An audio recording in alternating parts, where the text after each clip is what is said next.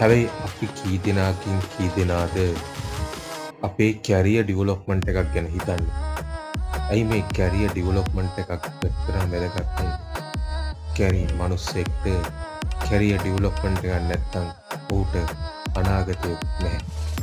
Career development එකක් වෙන්න නම් ඔහු මූලික කාරණා තුනක් ගැන හිතන්න. අංක 1 ඩෙස්ටිනේෂන් එක. 2 මයිල්ස්ටෝන්. 3 බ්‍රේක්ඩවුන්. ඩෙස්ටිනේෂන් තමන්ගේ ඉලක්කයක් තිබිය යුතුයි. ඒ ඉලක්කයන් වලට කෙටි කාලීන ටාගට්ස් තිබිය යුතුයි.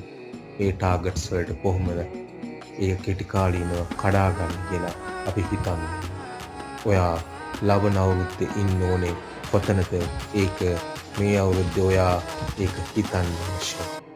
එතකොටයි අපිට අපේ කැරියර් ඩෙවලොප්මන්ට් එක සාර්ථකව ගෙනියන්න පුළුවන්. අවසාන